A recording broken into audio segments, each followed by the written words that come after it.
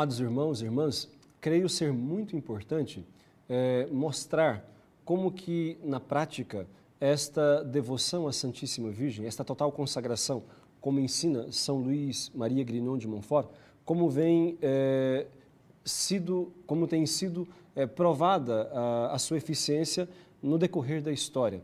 São Luís Grignon de Montfort, ele mesmo já mostra isto através dos seus escritos e do testemunho que ele dá da eficácia desta consagração, da vivência desta devoção nas missões que ele realizou.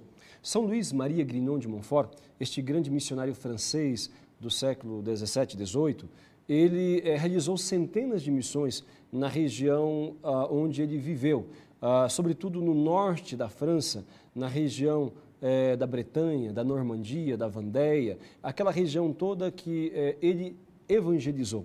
Aquela região era, até então, a região mais fria na fé, a região onde as pessoas eram muito indiferentes, mais indiferentes à religião, não frequentavam muito a igreja, não observavam os preceitos, a Santa Missa, não frequentavam os sacramentos e havia, portanto, um terreno muito fértil pela ignorância religiosa e pela falta de prática da religião, um terreno muito fértil a influências de ideias erradas. Foi por isso que aquela região tornou-se um grande foco de difusão da heresia jansenista, que consiste na negação, portanto, da autoridade do magistério da Igreja e de vários outros dogmas de fé.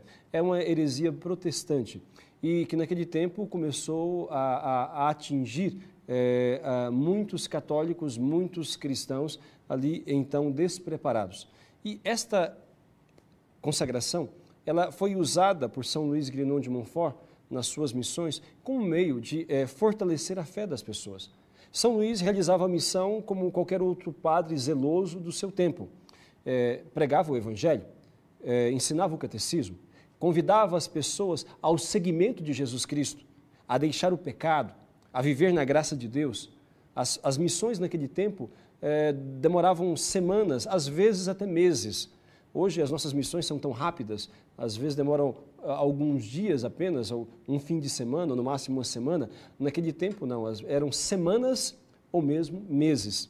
E eram missões que visavam de fato aquela conversão da população onde se realizavam estas missões, que levava as pessoas à reflexão sobre o sentido da vida, que chamava as pessoas à renúncia de todas as coisas que eram contrárias à vontade de Deus, a renúncia daquilo que era contrário ao projeto de Jesus Cristo e que, ao mesmo tempo, proporcionava às pessoas um conhecimento melhor da fé, que levava as pessoas a elevarem os seus sentimentos, como nos convida o Santo Apóstolo, corações ao alto, como nos diz a liturgia, que convidava as pessoas a realmente estabelecerem como meta, a grande meta da sua vida, a união com Deus no amor, a busca da sua santificação.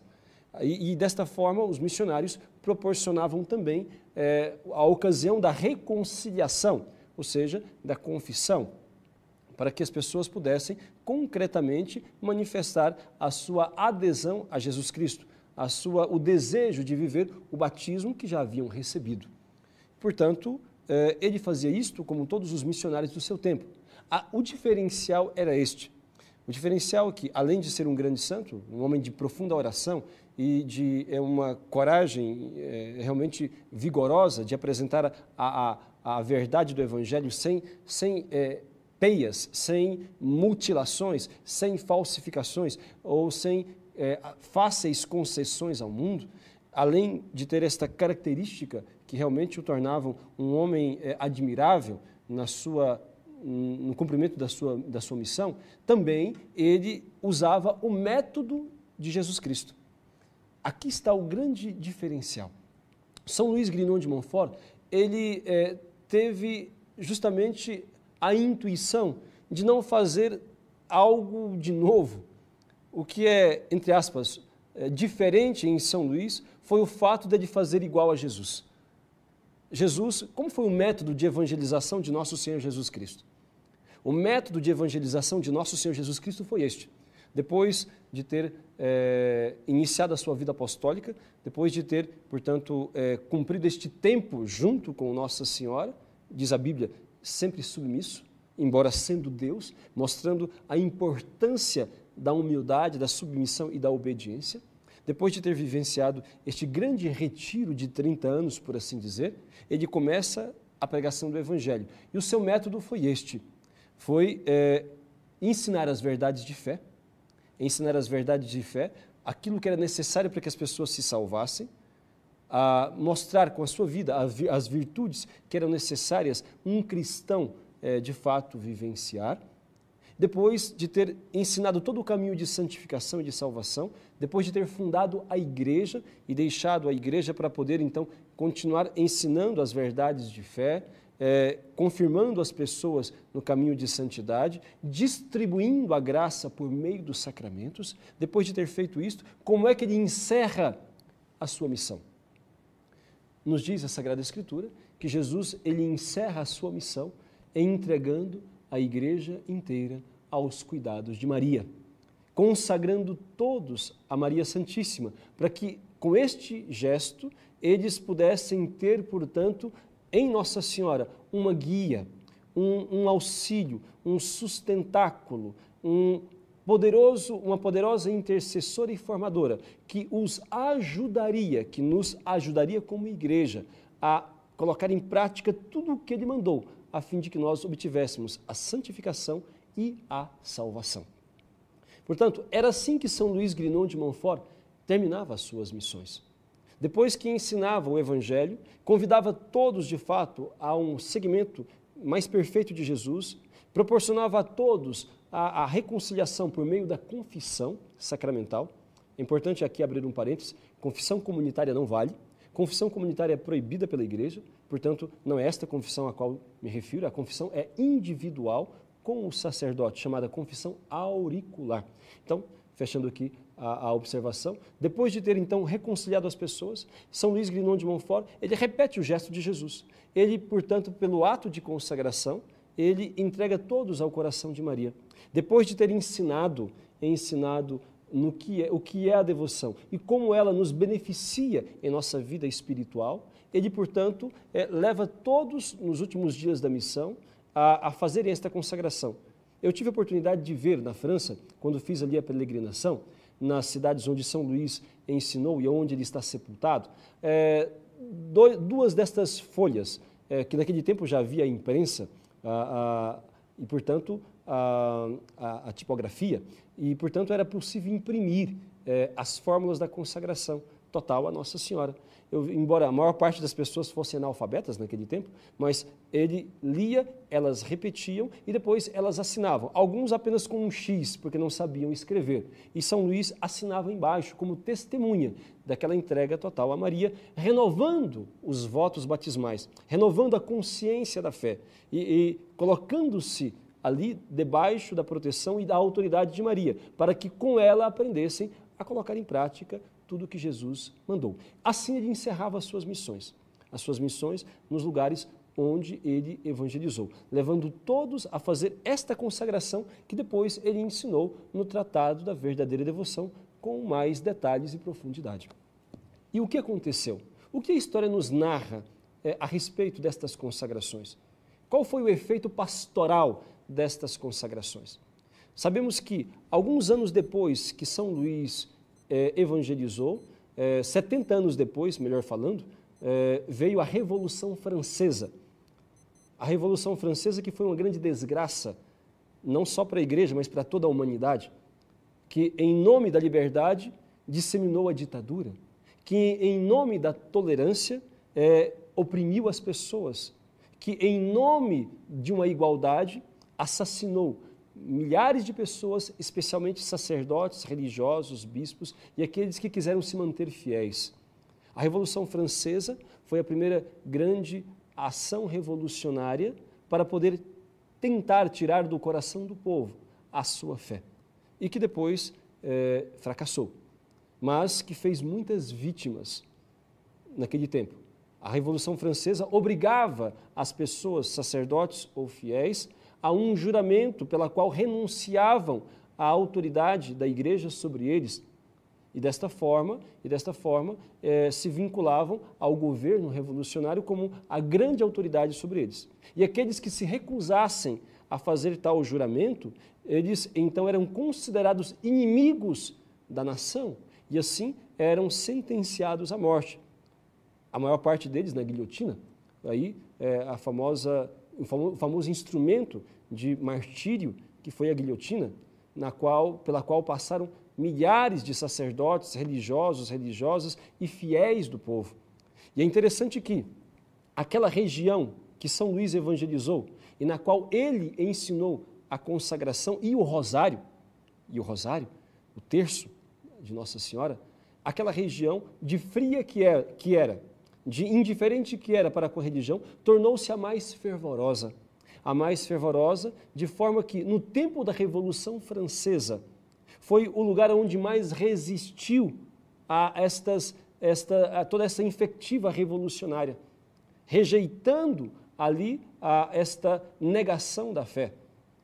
E por isto mesmo foi a região que mais deu mártires para a igreja, onde as pessoas mantiveram-se fiéis, porque compreenderam a fé e se esforçaram de vivenciá-la. Mesmo que naquele tempo, quando a Revolução veio, eram muito poucos da época de São Luís que sobravam, mas os seus filhos e netos, que aprenderam a fé e que viviam a verdadeira devoção nessa consagração e na reza do terço, então mantiveram-se a fé e tiveram força, coragem suficiente para poder antes perder a vida do que a comunhão com Cristo, antes aceitar o martírio do que a apostasia para salvar a sua pele.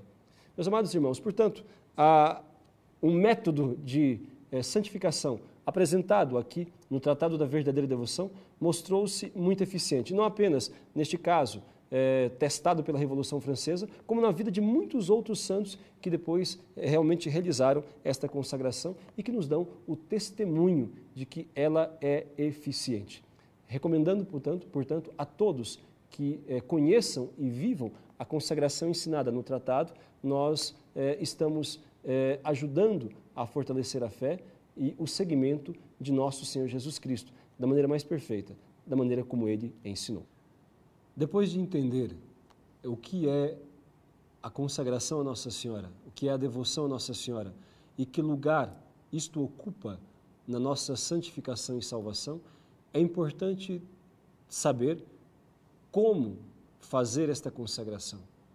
É importante saber quais são os efeitos desta consagração em nossa alma e como nos preparar para poder realizá-la. São Luís Maria Grignon de Montfort, no Tratado da Verdadeira Devoção, ele vai nos explicar passo a passo o que é, como fazer, que efeitos tem e os frutos que ela deve produzir em nossa alma. Portanto, é importante conhecer a consagração. O primeiro passo para se realizá-la é saber o que ela é. Neste sentido, a primeira coisa é buscar a leitura e o estudo. Para que nós possamos fazer a consagração, antes de tudo, ler o Tratado da Verdadeira Devoção e outros livros que nos ajudam a compreender o que ela é. Como o tratado foi escrito há 300 anos atrás, num ambiente em que as pessoas, embora houvesse tanta ignorância, sabiam muito mais de religião do que nós, então é importante buscar compreender melhor a catequese, para assim entender melhor o que o tratado explica acerca da devoção e da consagração a Nossa Senhora. Nesse sentido, há outros livros que podem nos ajudar para melhor compreender a Santa Escravidão, outros resumos e textos que podem nos levar a compreender o que é esta devoção e consagração explicadas no Tratado da Verdadeira Devoção. Pois bem, antes de tudo, é importante dizer o que é esta consagração. Esta consagração é uma entrega total de nós mesmos, daquilo que nós somos, daquilo que nós possuímos ou possamos vir a possuir, uma entrega total de tudo que nós somos e temos a Jesus por meio de Maria. A consagração, na verdade, ela também chamada Santa Escravidão de Amor, total consagração a Nossa Senhora ou a Jesus por Maria, tanto faz, designa a mesma realidade, ela é uma consagração que é ao mesmo tempo a Jesus e a Nossa Senhora. A Jesus como nosso fim último, como a meta, a grande meta dos nossos corações. A Nossa Senhora como meio para chegar a uma união mais perfeita com Jesus. Quando nós fazemos a consagração total a Maria, na verdade, mais correto seria dizer consagração total a Jesus pelas mãos de Maria, porque ao mesmo tempo se designa o fim, que é Jesus Cristo, e o meio para chegar a Ele, que é Nossa Senhora. Mas também não faz mal e nem erra quem diz consagração a Nossa Senhora, total consagração a Nossa Senhora, santa escravidão de amor, consagração a Jesus, total consagração a Jesus, porque a realidade, na verdade, é a mesma. Quem se consagra totalmente a Jesus se consagrou a Maria. Quem se consagra a Nossa Senhora se consagra automaticamente a Jesus Cristo, porque a missão dela é nos levar até Ele. Sendo assim, é muito importante que todas as pessoas que têm um desejo de viver melhor e mais profundamente a santidade, busquem, portanto, os meios que o próprio Deus estabeleceu para alcançar esta perfeição de vida. Neste sentido, nós temos não um meio qualquer. Na consagração total, nós temos um meio que o próprio Cristo indicou. É Jesus apontando para cada um de nós e dizendo, eis aí a tua mãe. Portanto, a consagração total a Jesus por Maria, ou santa escravidão de amor, conforme ensina São Luís Maria Grignon de Montfort, é simplesmente uma aceitação desta autoridade de Nossa Senhora sobre os nossos corações, a autoridade esta estabelecida pelo próprio Cristo. Portanto, é a aceitação desta maternidade espiritual de Nossa Senhora que nos foi dada pelo próprio Jesus Cristo. Desta forma, isto deve quebrar em nós qualquer tipo de preconceito ou mesmo de medo em relação à devoção a Nossa Senhora. Muitas vezes, especialmente em nossos tempos, a devoção a Nossa Senhora ela tem sido alvo de muitos ataques, especialmente por parte dos protestantes, daqueles que não têm a fé de maneira integral, e por parte de muitos outros, mesmo católicos, mas mal esclarecidos, que tendem a ver na devoção e na consagração a Nossa Senhora uma espécie de concorrência a Jesus Cristo, uma espécie de tirar de Jesus aquilo que lhe é devido. Nada mais falso e perigoso para a fé e para a alma de uma pessoa tal pensamento. Nós jamais devemos olhar a devoção a Nossa Senhora como se fosse um obstáculo à união com Jesus Cristo. Jamais devemos pensar que Nossa Senhora, ou os santos, mas especialmente Nossa Senhora, seja uma espécie de concorrente com Jesus Cristo, que, louvando a Maria, estaríamos então tirando de Jesus o louvor que apenas a Ele é devido. Esta afirmação e este pensamento não vem de Deus, são uma espécie de uma astuta armadilha do inimigo, astuta armadilha do inimigo infernal. O demônio é que quer fazer com que as pessoas pensem assim, que a devoção a Nossa Senhora atrapalha o seguimento de Jesus. Porque ele bem sabe, o demônio bem sabe, que a Nossa Senhora, junto com a sua descendência, é que deve esmagar-lhe a cabeça e neutralizar a sua ação que visa perder as almas. Portanto, o demônio fará de tudo para nos afastar de Maria, porque é ela, junto com a sua descendência, que deve lhe esmagar a cabeça. Portanto, não devemos jamais cair nesta tentação de pensar que a devoção a Nossa Senhora é realmente um obstáculo a Jesus Cristo, a união com Jesus Cristo. Muito pelo contrário, devemos sempre entender que a devoção a Nossa Senhora é altamente benéfica, altamente proveitosa para nos unir a Jesus Cristo, altamente eficiente para nos unir a Jesus Cristo e nos ajudar a perseverar no seu amor. Esta total consagração, portanto, consiste na entrega total de nós mesmos a Jesus por meio de Maria, a fim de que todas as coisas em nós passem por um novo título de pertença a ser de Deus de uma maneira mais perfeita. É importante entender uma coisa, que quando nós nos entregamos a Maria, ela, conforme vai ensinar São Luís Grignon de Montfort no Tratado da Verdadeira Devoção, ela vai nos purificar, tanto a nós como aquilo que nós lhe oferecemos. Vai nos purificar, a fim de que aquilo que seja oferecido a Deus seja oferecido de uma maneira mais digna dele. Aqui é importante compreender um pensamento que, na sua simplicidade, desarma todas as ciladas do inimigo referente à devoção, à má compreensão da devoção a Nossa Senhora. Muitas vezes, os protestantes e os católicos mal esclarecidos nos colocam esta questão: por que ir a Jesus, por que ir a Maria, melhor falando, se nós podemos ir direto a Jesus? Por que ir a Maria ou aos santos, se nós podemos ir diretamente a Deus? Por quê? Esta é a questão que eles formulam, mas é uma questão que já na sua formulação está errada, porque tenta fazer ver um antagonismo, uma diferença ou uma concorrência que não existem. Mas a resposta para isso é muito simples. Quando alguém te perguntar, caríssimo irmão, irmã, quando alguém te perguntar por que ir a Maria se nós podemos ir direto a Deus, nós devemos responder com toda a simplicidade de coração. Porque Deus assim o quis. Porque Jesus assim o estabeleceu. Se Ele quisesse que nós fôssemos diretamente a Ele, sem a mediação de ninguém, Ele não teria deixado profetas, Ele não teria fundado a igreja e Ele não teria vindo ao mundo por meio de Nossa Senhora. E também não nos teria entregue a ela na condição de filhos. Não teria. Mas porque Ele nos entregou a ela, porque Ele veio ao mundo por meio dela, Ele quer que nós cheguemos a Ele por meio dela também.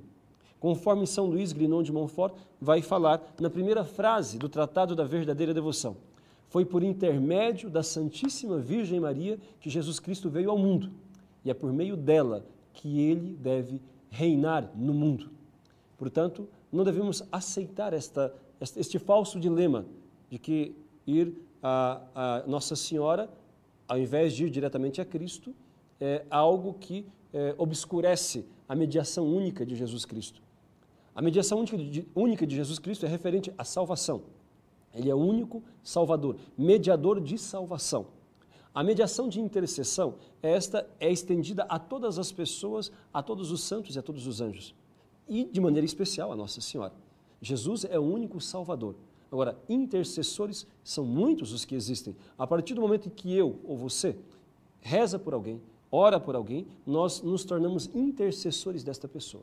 Portanto, alguém dizer que é errado, é pecado, ou que é contrário à doutrina bíblica, termos intercessores, portanto, é ir contra a Deus mesmo, contra aquilo que Ele estabeleceu, uma vez que a Sagrada Escritura, em vários pontos, nos diz: orai uns pelos outros. São Tiago, no capítulo 5, versículo 16, diz: orai uns pelos outros. São Paulo, na primeira carta, na segunda carta a Timóteo, vai dizer o quê? No capítulo 1, ele vai dizer assim: orem por todos, levantem preces e súplicas, peçam por todos. Portanto, a intercessão, ela é estabelecida por Deus, porque é um ato de caridade de um para com o outro.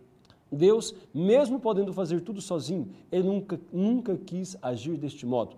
De fato, Deus quer utilizar-se dos outros, de cada um de nós, no processo de santificação. Portanto, esta consagração, ela é esta entrega total de nós mesmos a Jesus por meio de Maria, entendendo que, quando nós nos entregamos a Maria, nós iremos pertencer a Jesus de uma maneira mais perfeita, porque ela nos purificará, ela nos ensinará a amá-lo de maneira mais perfeita. E ir a Maria, primeiro, não significa colocar Jesus de lado, não significa que nós não iremos diretamente a Jesus Cristo, nós iremos nos dirigir diretamente a Jesus Cristo, só que nós não iremos sozinhos, nós iremos acompanhada com aquela que é nossa mãe, iremos acompanhados com aquela que o próprio Cristo nos deu por mãe. Portanto, não se trata de ir primeiro a Maria ou dirigir-se a Jesus por tabela, primeiro a Maria para depois irmos a Ele. Não é isso.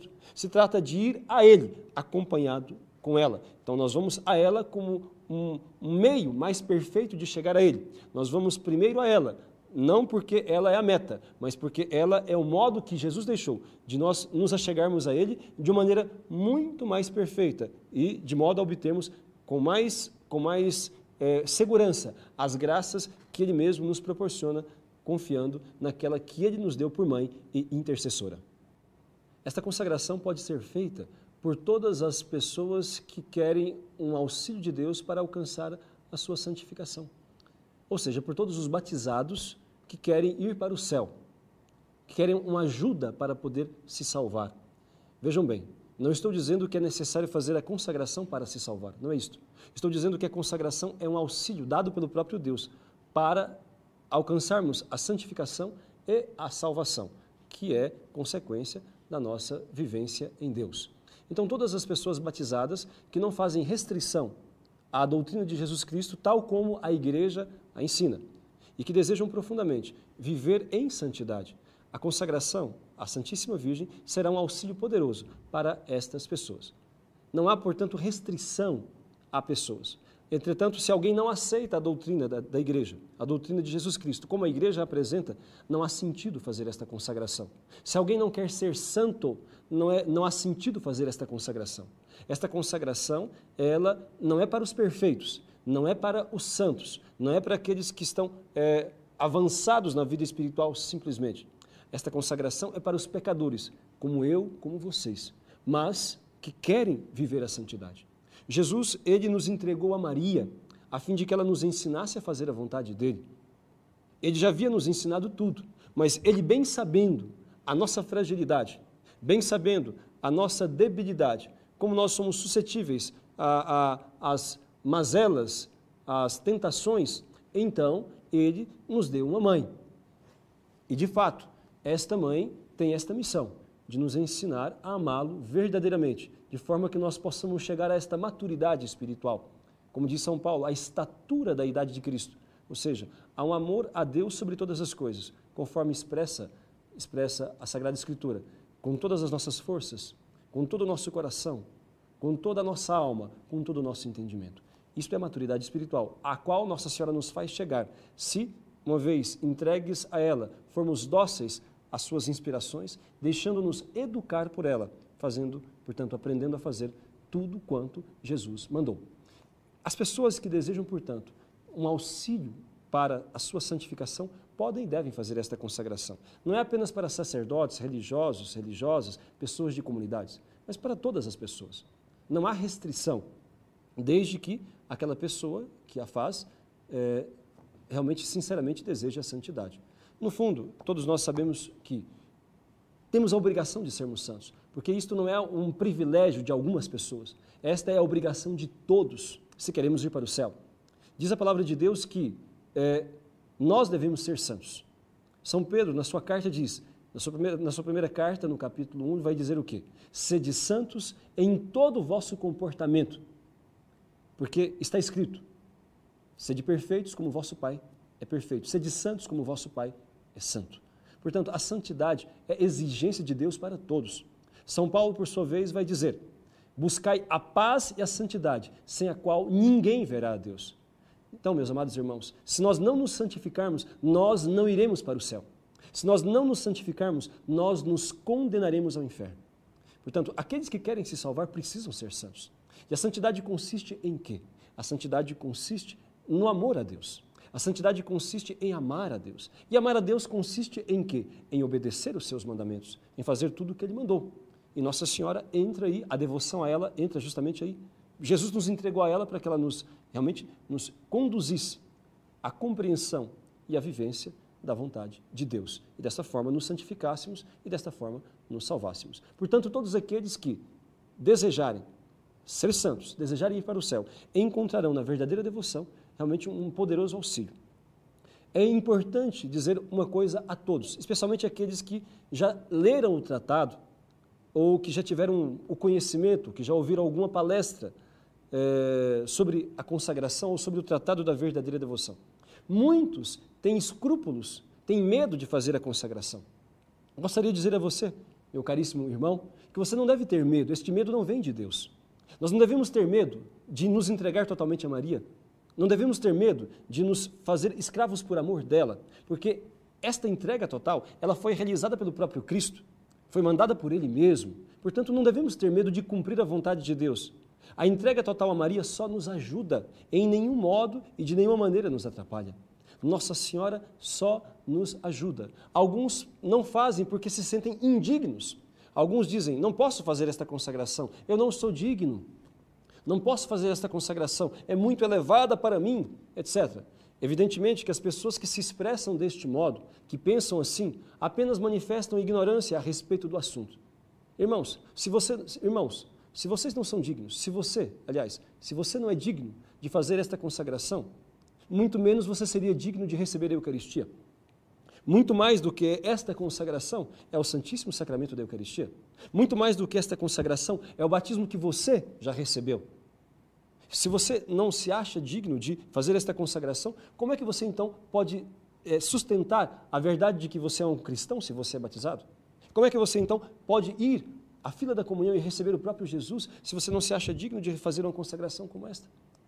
Mas, evidentemente, que todos nós, se queremos ser santos, se queremos ir para o céu, se queremos amar a Deus, nós não apenas podemos, nós devemos fazer, porque nos ajudará.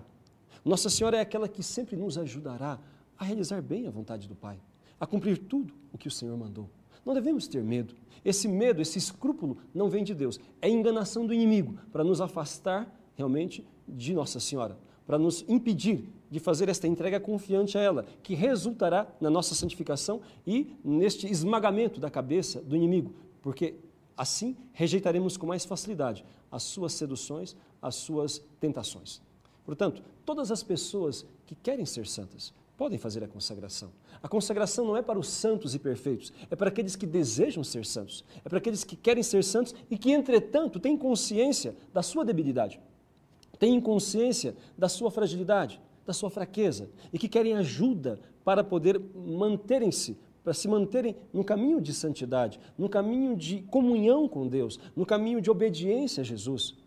Essa consagração é para as pessoas que acreditam em Jesus Cristo, que querem amá-lo mais profundamente e, portanto, em Nossa Senhora encontrarão este caminho. Foi por isso que o próprio Jesus nos entregou a ela. Portanto, não ter medo. Toda pessoa que quer verdadeiramente viver de maneira mais profunda a sua vida cristã, pode e deve consagrar-se a Nossa Senhora. Ela te ensinará a ser um melhor pai de família. Ela te ensinará a ser uma mãe mais santa. Ela fará de você um jovem mais puro, um jovem mais devoto, mais fervoroso. Ela te ajudará, como membro de comunidade, a viver de maneira mais perfeita o seu carisma, independentemente de qual seja ele. Ela te ajudará a fazer melhor todas as coisas que são suas obrigações. Não deve, portanto, ninguém ter medo de entregar-se a Maria, porque esta entrega resulta na nossa consagração, na nossa santificação. Amados irmãos, esta consagração ela é destinada a todas as pessoas de todos os carismas, independentemente das comunidades, das congregações que façam parte. Esta consagração ela é católica, na sua mais profunda acepção da palavra. Esta consagração ela é para todos os batizados que querem uma ajuda para viver melhor a sua fé. Portanto, ela não é exclusividade de uma comunidade ou de uma congregação. Ela é um patrimônio espiritual da Igreja. Tal como, por exemplo, a reza do terço, a reza do rosário ou escapulário de Nossa Senhora, não é propriedade, não é exclusividade de uma congregação. É para enriquecer todos aqueles que deles fazem uso. A reza do terço, do rosário, enriquece a todas as pessoas que a realizam. E não é, portanto, apenas para uma comunidade. E isto se aplica com muito mais propriedade a esta consagração, porque é para todos os batizados, sendo ela uma renovação dos votos batismais, uma renovação do nosso batismo, ela, portanto, é aplicável a todas as pessoas, independentemente do estado de vida, ou seja, se são casados, solteiros, se são sacerdotes, religiosos, membros de comunidades, todos os estados de vida e a todas as pessoas, independentemente do seu nível espiritual. A todos aqueles que desejam, portanto, viver a santidade, ela auxiliará. Nossa Senhora sempre nos ajudará a fazer bem aquilo que é o nosso dever, aquilo que é a nossa obrigação. Ela não é estranha, esta consagração total, ela não atrapalha a vivência de nenhum carisma particular. Já encontrei pessoas na minha caminhada, nas missões que faço, explicando a consagração, que objetaram a resistência, que colocaram resistência à consagração, objetaram não fazer a consagração por já ser membro desta comunidade, desta congregação. E a resposta é muito simples a estas pessoas, que Nossa Senhora nunca nos atrapalha, ela sempre nos ajuda a viver bem o nosso carisma. Ela é a Virgem fiel, que te ensinará, ajudará a fazer de maneira muito mais perfeita aquilo que já é o seu dever, como pessoa, como cristão, como membro de comunidade.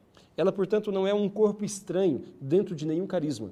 Ela ajuda a viver bem todos os carismas.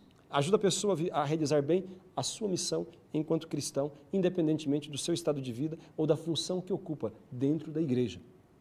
Esta consagração, ela não tem contraindicações. E o único efeito colateral é a santidade. Portanto, não tenha medo de fazê-la. Não tenha medo de realizá-la. E mais ainda, não tenha medo de divulgá-la, de apresentar às outras pessoas. Nós agora temos uma grande responsabilidade. Nós devemos popularizar. Nós devemos dar a conhecer às pessoas de maneira geral esta consagração que o demônio se esforçou de esconder por tanto tempo. Lembre-se que o Tratado da Verdadeira Devoção, escrito em 1712, ele foi escrito pelo demônio, foi escondido pelo demônio durante 130 anos. Escrito por São Luís Grignon de Montfort em 1712, só foi reencontrado em 1842. Por que o demônio escondeu o tratado? Já respondemos em outro momento. O demônio escondeu porque sabe que se esta consagração for difundida, se ela for conhecida e vivenciada, então se formará um batalhão de santos, de pessoas muito mais dóceis à voz do Espírito Santo, ensinados por Maria a amar a Jesus com todo o coração. Portanto, é para todos, é católica, é universal. Todos aqueles que querem auxílio para viver o segmento de Jesus Cristo são chamados a fazer esta consagração. Nossa Senhora só ajuda a viver um amor mais perfeito a Jesus Cristo, nosso Senhor. O que acontece com a pessoa quando ela faz esta consagração? Quais são os efeitos na alma da pessoa, na vida da pessoa que a realiza? Sobre isso que iremos falar agora. A pessoa que faz esta consagração, ela entrega tudo o que ela é e tudo o que ela possui a Jesus pelas mãos de Maria. Como que é isto? Acontece o seguinte, na nossa vida espiritual, nós somos administradores dos nossos bens espirituais. Nós podemos oferecer as orações, penitências, missas, jejuns, caridades que fazemos a quem nós quisermos e pela causa que nós desejarmos. Posso oferecer 1/3 pela recuperação de um doente, posso oferecer uma missa pela conversão de um pecador, posso oferecer um jejum pela paz no mundo e assim por diante. Cada pessoa administra os seus bens espirituais da maneira como acha melhor. Quando nós fazemos esta consagração, nós entregamos tudo nas mãos de Maria e é ela quem direciona. Nós nos entregamos nas mãos dela e aquilo que nós possuímos também, assim como os nossos bens espirituais. É importante entender que, ao consagrar-se totalmente a Maria, nós entregamos a ela o nosso corpo, com os sentidos que ele possui, a nossa alma, com as suas faculdades, a inteligência e a vontade, entregamos os nossos bens exteriores, quer dizer, aquilo que nós possuímos como carro, casas, dinheiro, enfim, os nossos pertences, sejam eles quais forem, entregamos tudo a Maria. Entregamos também os nossos bens interiores, esse tesouro espiritual, o valor das nossas boas obras, passadas, presentes e futuras. Então, é importante entender o que acontece quando nós nos entregamos a Maria. Você passa a pertencer a Nossa Senhora. E preste bem atenção, pertence a Nossa Senhora por um título especial, escravo por amor, quer dizer, esta entrega voluntária. É importante aqui explicar o termo escravo, a fim de que não se cause estranheza, não se cause constrangimento ao apresentar esta devoção às pessoas. Porque muitas vezes as pessoas acham pesada esta palavra, escravo, e são um pouco arredias, porque tendem a ver de maneira muito pejorativa a palavra escravo, e fazer-se escravo de Maria. Alguns dizem, é melhor dizer filho, é melhor dizer então uma pertença, mas quem diz assim não entendeu o que significa a palavra escravo por amor. Na verdade, nós temos uma experiência negativa de escravidão, especialmente nos países como no Brasil, onde houve a escravidão negra, ou dos índios, em que houveram pessoas que foram constrangidas a serem propriedades de outros, e sob chibatadas, e sob torturas e opressão, então eram propriedades de outro ser humano. Mas a santa escravidão de amor não é assim. nós nos fazemos escravos voluntariamente. Escravos aqui é tão somente sinônimo de propriedade. O que é um escravo, na verdade? É um ser humano que pertence a outro. É um ser humano que pertence a alguém. Isto é um escravo. Quando lemos a Sagrada Escritura, nós vamos ver a seguinte coisa, que Maria Santíssima se fez escrava. Diz a palavra de Deus que ela se apresentou como escrava. Eis aqui a escrava do Senhor, faça-se em mim segundo a sua palavra. A Bíblia nos diz também que Jesus Cristo, ele se fez escravo. Diz que ele era igual a nós em tudo, menos no pecado, e que ele se fez escravo como exemplo para nós. Portanto, se Jesus e Maria se fizeram escravos por amor a nós, tanto mais nós temos razão de nos fazer escravos por amor a Ele. Ou seja, nós sermos deles. Ser escravo por amor é tão somente assumir a condição de pertença a Deus, a condição de ser de Deus. O escravo por amor é aquele que voluntariamente escolheu ser de Deus, de realizar na sua vida a vontade dEle. Este é o escravo por amor. Esclarecido isto, sigamos adiante. Quando nós nos fazemos escravos por amor e entregamos o nosso corpo com os seus sentidos, significa que o nosso corpo não nos pertence mais. Embora nós administremos, mas não nos pertence mais. Pertence a Jesus e a Maria. Portanto, o nosso corpo não pode ser instrumento de pecado. Como já diz a Sagrada Escritura, que o vosso corpo é para o Senhor e não para a impureza. E o nosso corpo, mais do que isso, deve refletir a modéstia de Nossa Senhora. Aqui tocamos em pontos delicados. Enfim, aquilo que você vê, aquilo que você assiste, não pode ser algo que Jesus e Maria não assistiriam. As pessoas que emporcalham a sua mente, os seus olhos, o seu coração, a sua alma, assistindo programas indecentes, novelas, Big Brothers da vida, programas que atentam contra a moral, que atentam contra a fé, devem então rejeitar isto, não porque se consagraram, mas porque são católicos, porque são cristãos.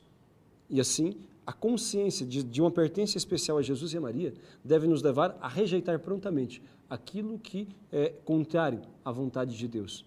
Portanto, os nossos olhos não devem contemplar aquilo que é contrário à vontade de Deus. Os nossos ouvidos não devem escutar aquilo que ofende o Senhor. Músicas, piadas indecentes, coisas que realmente ofendem a Deus. E assim por diante se aplica a tudo. E o corpo deve retratar, deve expor a pureza de Maria. Aqui a todos, homens e mulheres, mas especialmente as mulheres, devem aprender a se vestir como Nossa Senhora. Ter em Nossa Senhora um modelo de modéstia. A maneira como ela se veste, como ela disse a menina Jacinta em Fátima, virão modas que irão ofender muito a Deus. Não se vistam assim, se vistam como a mãe do Senhor. Basta olhar para a mãe do Senhor e ver como ela se apresenta. Portanto, deve-se buscar esta modéstia no vestir, no comportar, nada de roupas coladas, roupas decotadas, curtas, que retratam o corpo e que exalam sensualidade. Isto não é coisa de Deus. Então, ao nos entregar a Jesus e a Maria, devemos ter a consciência que não devemos fazer aquilo que mais nos agrada, mas aquilo que mais agrada a Deus. Não devemos fazer aquilo que é mais agradável aos nossos sentidos, mas aquilo que é mais agradável ao Senhor. Meus amados irmãos, na vida espiritual é assim. Quem não quer ser santo, faz o que quer. Mas quem quer ser santo, faz o que Deus quer. Conforme o exemplo de Nossa Senhora, que se apresentou diante do Senhor e disse: eis aqui a escrava do Senhor, faça-se em mim segundo a tua palavra. Ou aquilo que a carta aos Hebreus narra de Nosso Senhor Jesus Cristo. Quando disse: deste-me um corpo, e eu disse: eis que venho, ó Deus, para fazer a tua vontade. Portanto, se santifica aquele que faz a vontade de Deus. Por isso que Jesus, quando nos propôs o seguimento dele, ele disse: quem quiser me seguir, renuncie a si mesmo, tome a sua cruz e me siga.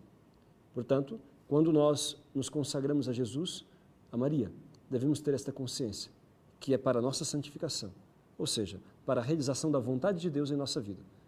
E muitas coisas que nós queremos e gostamos, e muitas coisas pela qual temos apetite, então não correspondem à vontade do Senhor. Devemos aprender a rejeitar isto prontamente. Consagramos a Nossa Senhora. Quando fazemos essa consagração, consagramos também a nossa alma com os seus sentidos. Os dois sentidos da alma, as duas faculdades da alma, melhor falando, são a inteligência e a vontade. A nossa inteligência é consagrada, torna-se propriedade de Nossa Senhora. Portanto, devemos usar a nossa capacidade intelectual para poder conhecer melhor a Deus, o plano de Deus, as coisas de Deus, a inteligência, a ciência que Deus nos dá para servir melhor o próximo, para servir melhor a sociedade, sempre empreendendo coisas boas, mas nunca usando a nossa inteligência, a nossa capacidade intelectual para maquinar o mal a quem quer que seja, para fazer o mal a qualquer pessoa que seja. Devemos usar a nossa inteligência sempre a serviço de Deus e do próximo, de forma edificante. A nossa vontade também passa a ser consagrada. Portanto, aqui há algo muito importante que a sociedade atual tem muita dificuldade de compreender. A vontade de Deus é o que realmente interessa. Não é o que eu quero, mas o que tu queres, Senhor. Isso deve se realizar.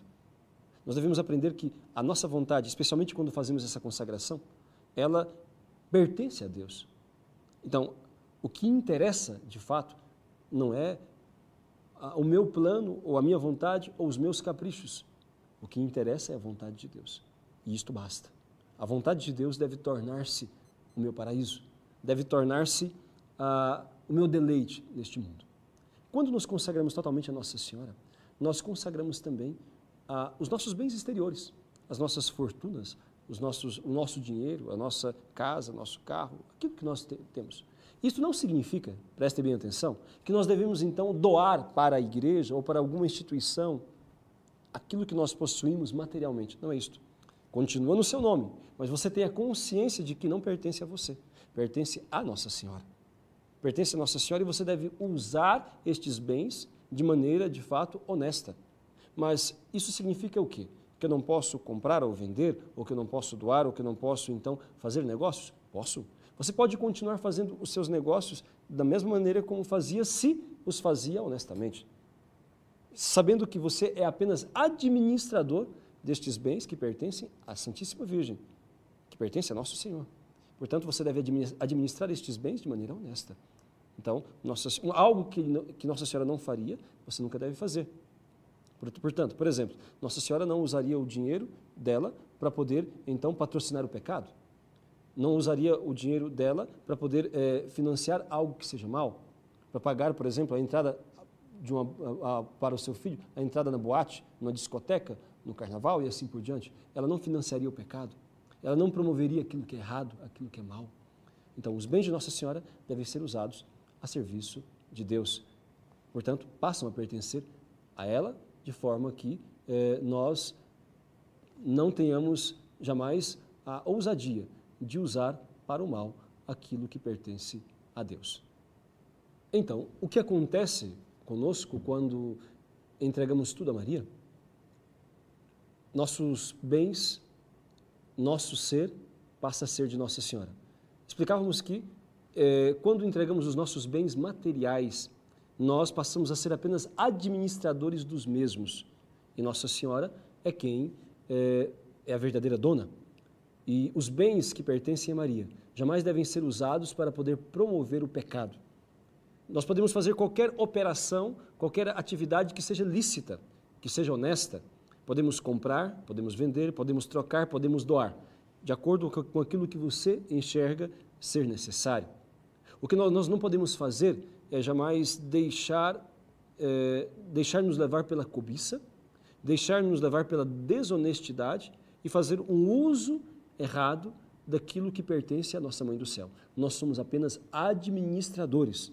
Por exemplo, dizia, nós não podemos usar o dinheiro de Nossa Senhora para poder promover o pecado, para poder, por exemplo, subornar alguém, para poder comprar para o seu filho, a sua filha, preservativos para terem relação sexual pré-matrimonial, ou pílulas contraceptivas para que não fique grávida em um relacionamento de namoro. Você não pode usar o dinheiro de Nossa Senhora para comprar uma mini saia e dar de presente a alguém, ou para poder, por exemplo, financiar a diversão dos seus filhos de maneira ilícita, pagando ingressos para que eles possam participar de eventos como boates, carnaval, discotecas mundanas e assim por diante. Então, Nossa Senhora jamais usaria o dinheiro de Deus para poder promover o pecado. Então, você é administrador, deve sempre usar o seu dinheiro como Nossa Senhora o usaria. Por exemplo, Nossa Senhora, será que ela pagaria o dízimo? Com certeza que sim. Então, você deve ser honesto no pagamento do seu dízimo. Você deve, então, pagar o seu dízimo de maneira integral, conforme fala a palavra de Deus. Pagai o dízimo integralmente. A palavra dízimo significa 10ª parte, portanto, 10%.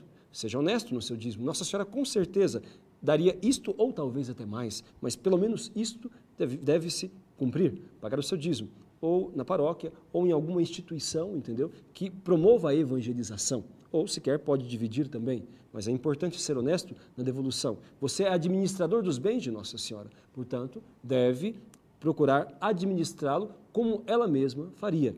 Não é necessário transferir a ninguém os seus bens materiais quando você faz essa consagração. Estará tudo em seu nome, como acontece atualmente, mas tendo a consciência que, de fato, não pertence a você, pertence à Santíssima Virgem. E os bens interiores? O que são os bens interiores? Esta parte é por demais importante e requer uma explicação mais minuciosa. Os bens interiores são o nosso tesouro espiritual. Você sabia que nós possuímos um tesouro espiritual? O que é esse tesouro espiritual? São os méritos de todas as boas obras que nós realizamos. O tesouro espiritual consiste, portanto, neste merecimento pelas boas obras que nós fazemos no nosso dia a dia, se estamos na graça de Deus. Aqui vem um ponto muito importante. Quem está em pecado mortal, quem está vivendo fora da graça, aquilo que ele realiza não tem nenhum valor para a eternidade. Não agrega, não soma nada ao tesouro espiritual. A pessoa, portanto, para que tenha merecimentos que depois que depois terão ali o uso, por assim dizer, na vida eterna, a pessoa que realiza o bem deve estar em comunhão com Jesus Cristo, na graça dele, livre de qualquer pecado grave. Portanto, nós temos um bem espiritual.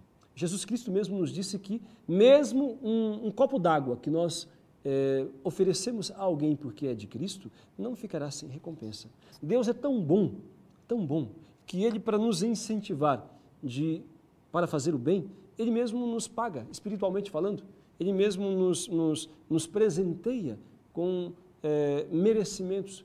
Nós vamos chamar aqui o tesouro espiritual, para que a gente possa entender, só a título de ilustração, vou chamar aqui de moedas de ouro. Então, cada vez que você realiza uma boa obra, você agrega novas moedas a esse tesouro espiritual. Não depende tanto da extensão da obra que você faz, mas do amor com o que você realiza cada coisa. Você pode fazer uma pequenina obra e ganhar milhões de moedas de ouro, ou pode fazer uma grande obra e ganhar apenas uma ou duas, se caso tenha sido com menos amor do que aquele que fez uma pequenina coisa, mas com um profundo amor. Portanto, a matemática de Deus é diferente da nossa. E a maneira como Deus avalia o valor de cada obra é diferente daquilo que nós humanamente fazemos. Mas, em resumo, esse tesouro espiritual é composto pelos méritos das boas obras que nós realizamos. As orações, as penitências, a caridade, enfim, tudo que nós realizamos de bem. Ou mesmo as penitências, os males que nós suportamos, a paciência diante da adversidade, tudo isso leva méritos para a nossa vida espiritual. Por exemplo, vamos supor, você reza um terço. Então, aquele terço que você rezou vai te fez merecer 100 moedas de ouro. Você participa de uma missa.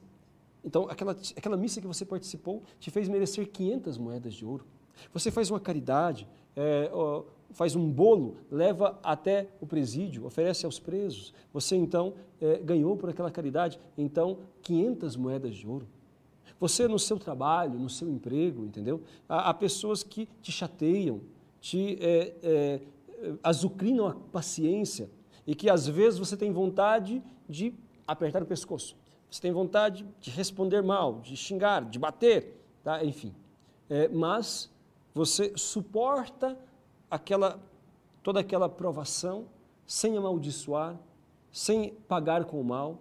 Então, ganhou 1000 moedas de ouro e assim por diante. Quer dizer, tudo que a gente faz diante de Deus, se nós estamos na graça dele, há um tesouro espiritual.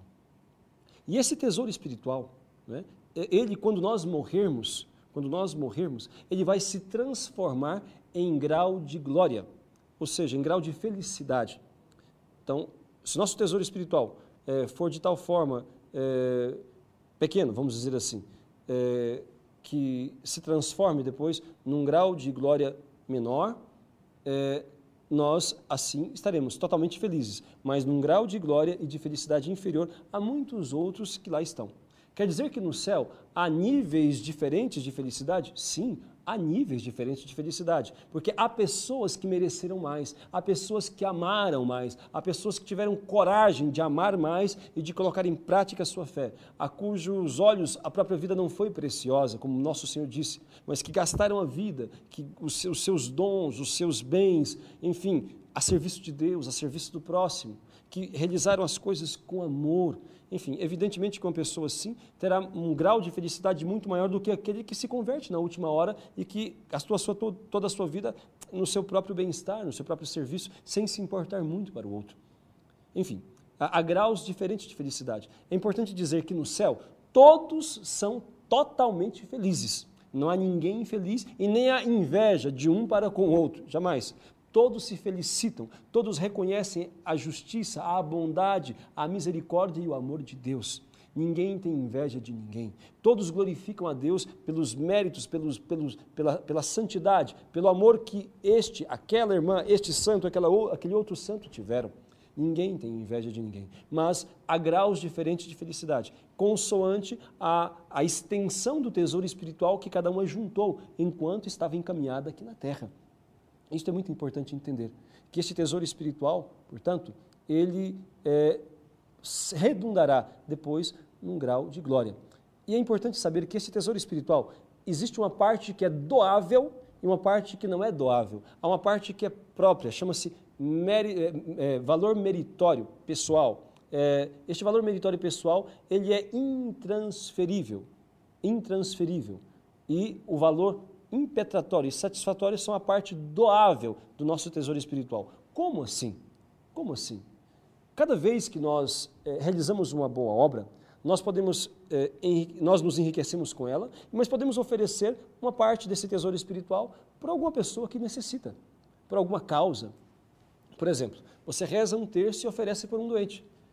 Você está oferecendo uma parte daquele tesouro espiritual, dos méritos daquele terço, pela cura daquela pessoa.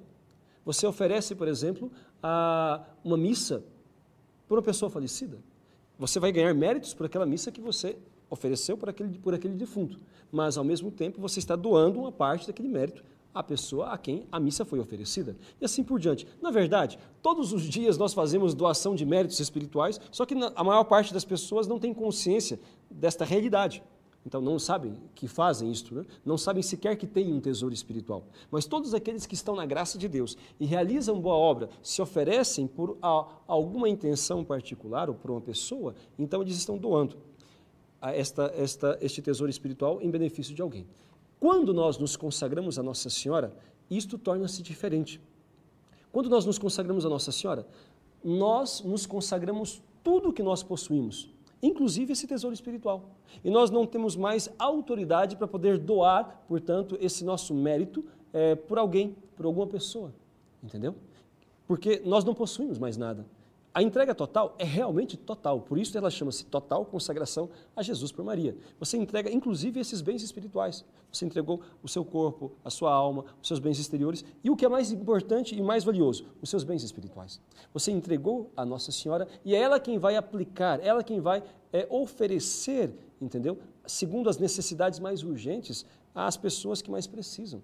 Aquela parte que é sua, que não é doável, que é intransferível, Nossa Senhora vai guardar. Ela é o banco de Deus. Ela vai guardar com segurança e vai fazer render aquilo que nela foi depositado. Aquela parte doável dos seus tesouros espirituais, ela vai aplicar segundo as necessidades do mundo e das almas, especialmente no resgate dos pecadores. Imagine quantas pessoas que todos os dias estão agonizando e vão morrer. E entre essas pessoas, quantas estão preparadas para enfrentar o juízo de Deus? Quantos que estão na graça de Deus? Realmente são muito poucas as pessoas que têm vivido conforme manda os mandamentos do Senhor, conforme manda a santa vontade de Deus. Portanto, muitos vão para o inferno todos os dias. E isso quem disse foi Nossa Senhora. E isto, o Catecismo da Igreja Católica também nos fala que todos aqueles que morrem em estado de pecado mortal vão direto ao inferno. E o problema do inferno é que ele é eterno, é para sempre. Uma vez ali, ninguém mais sai, porque foi uma opção da pessoa. Uma vez que a pessoa escolheu viver longe de Deus, ela escolheu, portanto, o caminho da condenação. E quando Nossa Senhora tem em suas mãos esse tesouro espiritual, ela pode aplicar aquelas almas para que elas possam se arrepender ainda antes de morrer. Então, muitas pessoas são salvas não pelos seus méritos, mas graças aos méritos daqueles que doam tudo a Nossa Senhora e por meio dos quais ela suscita naquela alma arrependimento e conversão, de forma que estas pessoas possam ainda se salvar antes de morrerem e assim possam arrepender-se antes de morrerem e assim enfrentar com confiança o juízo de Deus. E desta forma, ela possa, de fato, contribuir para a salvação de muitas mais pessoas.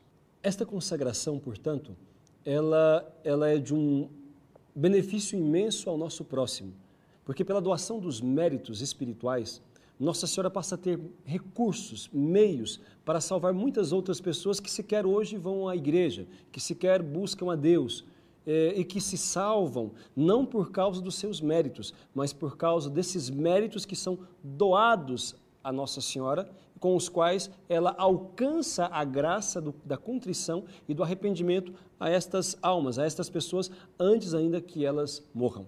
Portanto, é muito importante compreender a vida espiritual. E dentro da vida espiritual, os efeitos de uma entrega total como esta. Quando nós fazemos a total consagração a Jesus por Maria, quando nós nos tornamos escravos por amor e disponibilizamos a Nossa Senhora os méritos das nossas boas obras, nós estamos fornecendo a ela recursos espirituais para alcançar graças para a salvação de muitas outras pessoas. Funciona assim na vida espiritual. Acontece assim na vida espiritual, que as pessoas, elas, quando morrem, se elas estão na graça de Deus, na comunhão com Deus, elas se salvam. O que é o céu? O céu é um estado de felicidade eterna no qual se encontram as pessoas que viveram e, sobretudo, que morreram na comunhão, na graça de Deus. Isto é o céu. O que é o inferno? O inferno é o estado de condenação, de sofrimento, de frustração eterna, na qual se encontram as pessoas que morreram em pecado mortal, que morreram fora da graça de Deus, fora da comunhão com Deus. Isso é o inferno. Nossa Senhora, quando apareceu em Fátima, em 1917, ela, entre outras coisas que disse aos pastorinhos e os fez ver, ela falou sobre o inferno. Na verdade, ela mostrou o inferno, um lago de fogo, conforme é descrito em Apocalipse. Um lago de fogo imenso, onde muitas almas caíam. Muitas almas caíam. Ali, quando, enfim, tocavam aquele lago de fogo, tomavam uma aparência desfigurada. E Nossa Senhora diz o seguinte, ela com um semblante de uma mãe muito preocupada, ela diz aos pastorinhos que muitos vão para o inferno porque não tem quem reze e se sacrifique por eles. Vejam, quem se condena ao inferno se condena por própria culpa. Mas é curioso saber isto, que muitos não se condenariam se houvesse quem tivesse merecido para eles a graça do arrependimento e da conversão ainda antes de morrerem. Então, é um mistério, o Papa Pio XII vai dizer isso na encíclica sobre a Igreja, que muitos se salvam não graças aos seus méritos, mas graças ao mérito e intercessão de outros. Aqui a gente entende também aquela promessa bíblica que Jesus fez e que os apóstolos repetiram àqueles que ouviam a pregação. Quando ele dizia, crê e será salvo tu e a tua família. Muitas vezes, só você na sua casa é quem reza, só você vai à missa, só você é que sustenta espiritualmente o seu lar. E, entretanto, muitos que vivem no mundo, na gandaia, muitos que vivem de uma forma dissoluta, ou indiferentes para com Deus, que talvez não sejam pessoas más e que nem estejam no pecado grosseiro, mas que são indiferentes para com Deus, o que já seria suficiente para se condenar ao inferno. Muitas pessoas não estão nem aí para a vida na graça de Deus. Estas pessoas poderão, pelas suas orações, pela sua intercessão, alcançar a graça da conversão. Por isso é importante que você persevere na graça, que você persevere, entendeu, na sua vida espiritual, que você não desista nunca de ser de Deus, embora todos ao seu redor lutem ao contrário, todos ao seu redor queiram o contrário. Seja firme na fé. Então, graças à intercessão, aos méritos de outros, muitos são salvos. Porque se nós fôssemos realmente contar assim, de maneira objetiva, se nós fôssemos colocar na ponta do lápis, por assim dizer, o percentual de pessoas que se salvam, usando critérios objetivos daqueles que vivem em pecado mortal, então as conclusões seriam dramáticas, porque para a gente ir para o inferno basta um pecado mortal, basta um só, se nós não nos arrependermos, não nos confessarmos dele, basta um só. Agora, mesmo que as pessoas tenham feito muitos pecados mortais, tenham se afastado muitas vezes de Deus, tenham desobedecido a Deus, se elas se arrependem, elas se salvam. Se elas se arrependem, se confessam, elas são justificadas, são purificadas. Mas acontece que são muito poucas as pessoas hoje que buscam realmente o arrependimento e a confissão. Veja, para falarmos de maneira objetiva, de maneira bem objetiva, a grande parte das pessoas, elas vivem em pecado mortal, elas vivem fora da graça de Deus e não têm o mínimo de interesse de buscar a conversão e a santificação. Não tem. Por exemplo, a igreja nos ensina que a missa dominical é um preceito obrigatório. Faltar à missa dominical por preguiça e comodismo é um pecado grave, ou seja, um pecado mortal. E segundo a estatística do IBGE, apenas 5% dos católicos no Brasil participam da Santa Missa. E é mais ou menos a média mundial. Então, a média mundial ainda é um pouquinho menos do que isso. Então, 5% dos católicos vão à missa dominical. Ou seja, os outros 95% já, objetivamente significa, a matéria é grave, né? Se estão ou não em pecado mortal, isso é outra coisa, mas a matéria é grave. Objetivamente já estariam em pecado grave, em pecado mortal. Depois, as pessoas que vivem juntas e não são casadas, segundo união, amaziada simplesmente, é uma situação de adultério, é uma situação de pecado permanente. E diz também, segundo a última estatística que lia, mais de 70% das pessoas que vivem juntas hoje ou são casadas só no civil ou são apenas ajuntadas, nem casadas no civil. Casadas na igreja são menos de 30% das pessoas. Menos de 30% das pessoas. Portanto, já outro critério. Então, mais um outro, prática sexual fora do matrimônio. A grande parte dos jovens hoje, infelizmente, tem vida sexual ativa. Ou são viciados em pornografia, ou, enfim, em tantos outros tipos de comportamentos, bebida, drogas, ambientes que desagradam muitíssimamente a Deus, que objetivamente são ambientes gravemente pecaminosos, como boates, discotecas, carnavais, determinados shows mundanos, etc. Então, falando de maneira objetiva, sem contar ainda aqueles que frequentam seitas, como espiritismo, maçonaria, determinadas seitas protestantes e assim por diante. Então, objetivamente falando, são muito poucas as pessoas que se esforçam de viver os mandamentos de Deus conforme a igreja ensina. Portanto, quando se fala de maneira objetiva, a grande parte das pessoas estão a caminho do inferno, a caminho da condenação. Mas isso significa que a maior parte, portanto, 90%, 99% se condenam? Não creio que seja assim. Só Deus é que sabe o percentual de uma coisa ou de outra. Embora é verdade que Jesus tenha dito, o caminho que conduz à vida é estreito e a porta que conduz à salvação também é apertada. Portanto, e ele disse, são raros os que encontram. A igreja fala, e muitos santos revelam que, embora seja verdade que a maior parte esteja vivendo objetivamente em pecado grave, a maior parte ainda consegue se salvar. É um mistério da misericórdia e do amor de Deus. Se salva, agora, não pelos seus merecimentos, porque se dependesse dos seus méritos, se condenariam. Se salva porque alguém rezou por eles, alguém mereceu por eles, alguém obteve a graça da contrição por eles. É isto que Nossa Senhora dizia em Fátima. Muitos se perdem, muitos se condenam, porque não há quem reze e se sacrifique por eles. Meus amados irmãos, portanto, é de uma grande responsabilidade. De fato, é um grande ato de caridade rezarmos, intercedermos pelos pecadores. Foi por isso que Nossa Senhora falou com os pastorinhos e disse, vocês aceitam se oferecer? Oferecer sacrifícios, penitências, sofrimentos pela conversão dos pecadores? E eles disseram sim. E ao aceitar aquela proposta, Deus não impôs, mas propôs.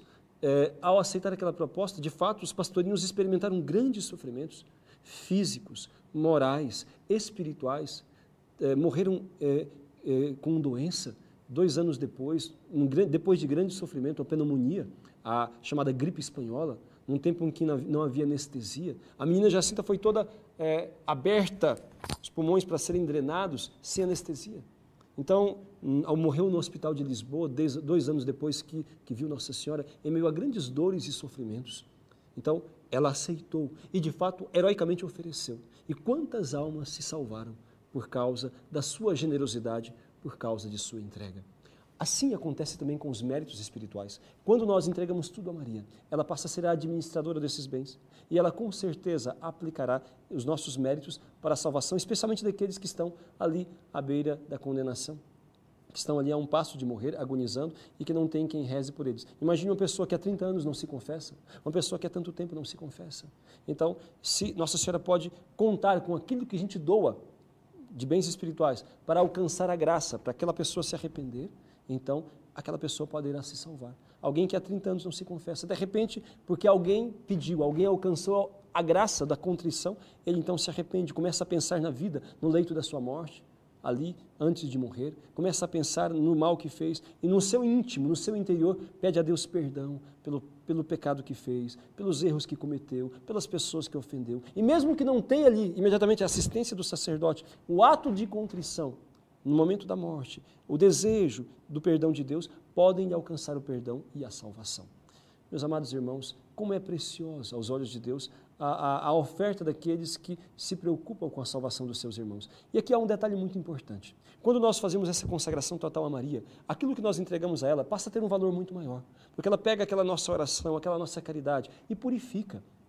Purifica das nossas vaidades, das nossas distrações, purifica das imperfeições que possuam e oferece a Deus não como sendo nosso, mas como sendo dela.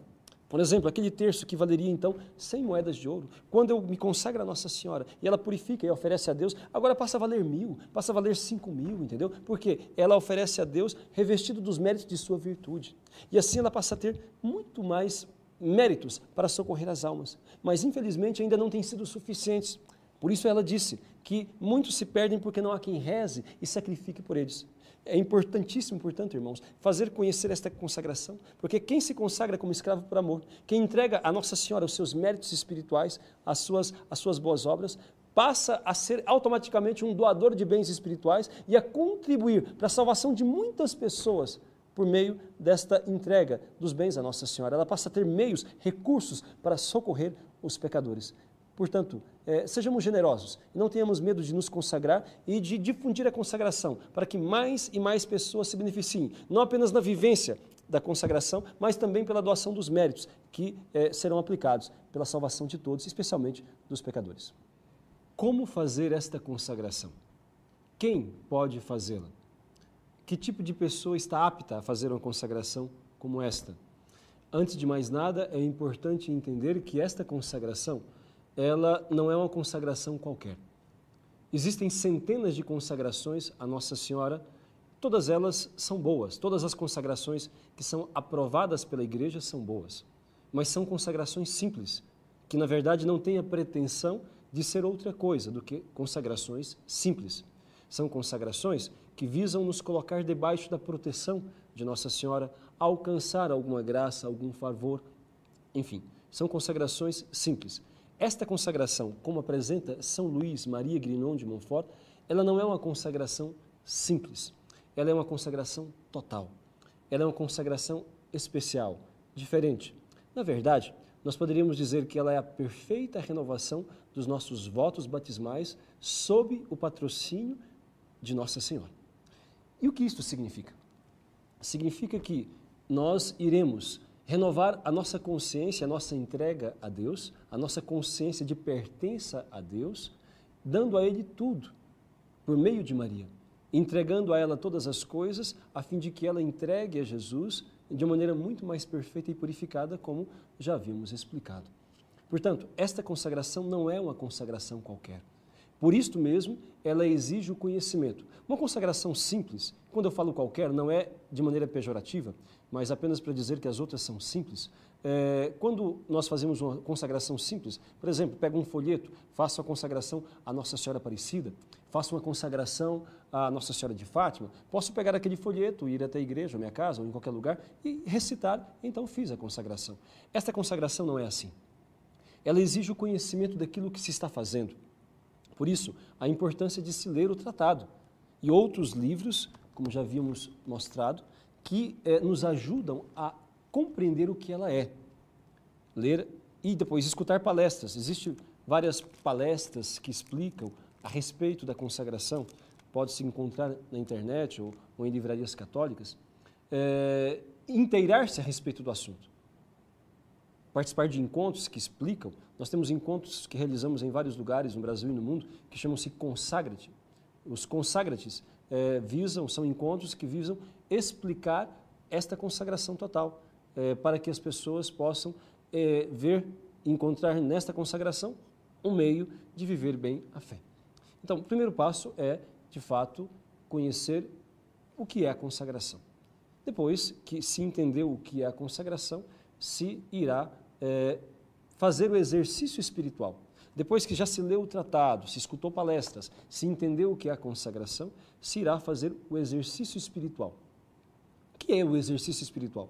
São Luís Maria Grignon de Montfort diz que devemos fazer uma preparação para fazer esta consagração. Quer dizer, além do conhecimento, do estudo, que é a primeira parte, para realizar esta consagração, do estudo, do conhecimento, da aquisição do conhecimento básico, ao menos, do que seja esta consagração, do papel dela na nossa vida espiritual. Depois disto, depois que eu entendi o que é a consagração, eu vou então marcar uma data para fazer a consagração. Acontece que esta consagração exige uma preparação espiritual, uma espécie como se fosse um retiro, embora não precisamos deixar o nosso emprego nem nossos estudos. Nós vamos gastar meia hora por dia e vamos fazer as orações e leituras de cada dia, durante 30 dias. Durante 30 dias, há orações e leituras próprias, meditações próprias, que me prepararão para fazer aquela consagração total a Jesus por Maria. Existe, portanto, todo um ritual, por assim dizer, uma preparação para fazer bem esta consagração. Então, se escolha uma data, depois que já se leu o tratado, este livro escrito por São Luís Montfort, se estudou o tratado, se escutou palestras, mesmo aqueles que não sabem ler, então há também solução para estes, existe o tratado em áudio, que pode ser escutado todo ele, são mais de 5 horas de gravação, de forma que as pessoas possam escutar no carro, possam escutar em meio aos seus trabalhos, afazeres domésticos, enfim. Depois que já se leu o tratado, já se entendeu o que é consagração, vai se marcar uma data. Por exemplo, se você for consagrar no dia 13 de maio, dia de Nossa Senhora de Fátima, então, anteriormente a essa data, você deve ter feito a leitura do tratado, ter compreendido o que é a consagração, e 30 dias antes da consagração, você vai iniciar o que se chama exercício espiritual, ou seja, esses 30 dias de preparação para se fazer a consagração. Esse exercício espiritual está contido também em livro, então pode ser acessado, ou pode ser adquirido, e durante aqueles 30 dias se fará as leituras e as orações próprias para cada dia. Não é algo tão complicado, é muito simples. Gasta-se, em média, meia hora por dia. Portanto, se separa meia hora por dia e se faz as orações e meditações que nos prepararão para fazer esta total entrega a Jesus por Maria no fim dos 30 dias. Então, se a sua consagração, por exemplo, for no dia 13 de maio, a sua preparação, esses 30 dias, deverão começar no dia 13 de abril.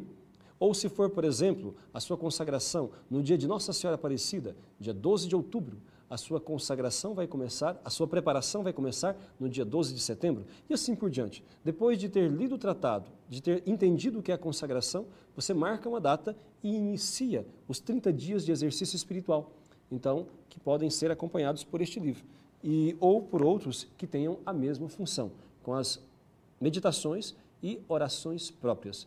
Durante aqueles 30 dias de preparação espiritual, deve-se fazer uma confissão geral de todos os pecados. O que é uma confissão geral?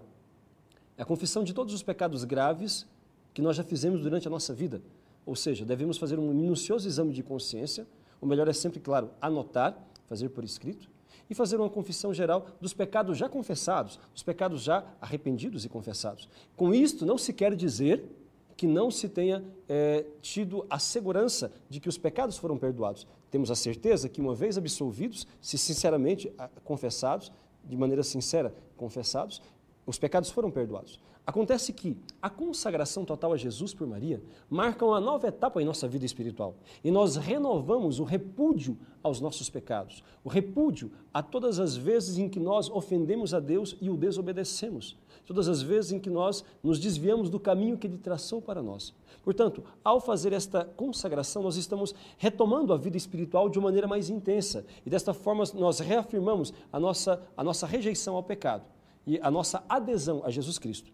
Então, por isto se requer uma confissão geral. Não porque se duvide do perdão já recebido, mas porque se renova o nosso repúdio ao pecado e se quer fazer deste momento um novo início mais elevado em nossa vida espiritual. E depois, feito o exercício espiritual, feita a confissão geral, no dia da consagração, por exemplo, se for no dia 13 de maio ou qualquer outra data mariana, se recomenda uma data mariana para se honrar Nossa Senhora, mas teoricamente pode ser qualquer dia, em qualquer data do ano. Se recomenda, repito, uma data mariana ou uma data de uma festa cristocêntrica para se celebrar os mistérios da fé ou se honrar a Santíssima Virgem, aquela a quem estaremos nos consagramos como escravos de amor.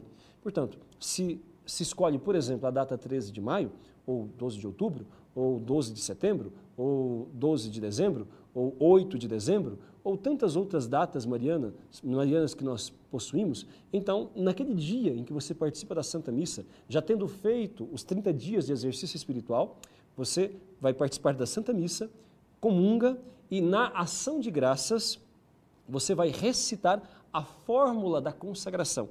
A fórmula da consagração se encontra no próprio Tratado da Verdadeira Devoção, depois se pode aqui lê-la, ou também no exercício espiritual.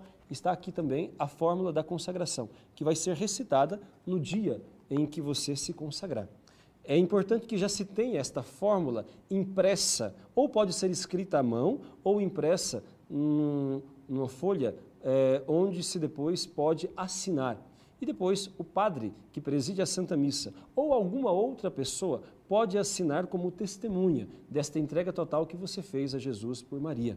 Esta data, por ser de tão grande importância, uma renovação dos votos batismais, ele deve ser o quanto possível solenizado. Esta data deve ser o quanto possível solenizada. Se possível, fazer em comunhão com outras pessoas, junto com outras pessoas que têm o mesmo desejo de santidade e que buscam também este crescimento na fé. Nesta ocasião, seria muito importante que se tivesse uma vela também para se acender, simbolizando a renovação dos votos batismais. E a fórmula impressa pode ser escrita à mão. Particularmente recomendo que seja impressa, porque a grande parte das pessoas não tem uma letra muito bonita e muito organizada. E portanto, recomendável que seja impressa num papel cartão, um papel com um fundo de Nossa Senhora, uma imagem de Nossa Senhora bem bonita, de forma que tenha uma moldura que se pode depois, inclusive, colocar num quadro, no seu quarto, na sua sala, enfim, onde você quiser, para sempre relembrar a quem você pertence, a Jesus e a Maria. E depois, quando, portanto, se recita a fórmula, no meio da fórmula você vai dizer o seu nome, inclusive aqueles que não têm no seu nome o nome de Nossa Senhora, podem acrescentar. E lá no céu, o dia que você morrer, com a graça de Deus, fiel a Jesus Cristo, você será chamado pelo nome que você adotou na sua consagração. Por exemplo, você se chama Geraldo, Geraldo da Silva. Então você pode acrescentar ao seu nome Maria. Então, Geraldo Maria. Você se chama Luciana, por exemplo, né? E Luciana Andrade. Então você pode colocar Luciana Maria Andrade, de forma que você será contado entre esses filhos prediletos, entre esses escravos por amor, estes totalmente consagrados a Nossa Senhora.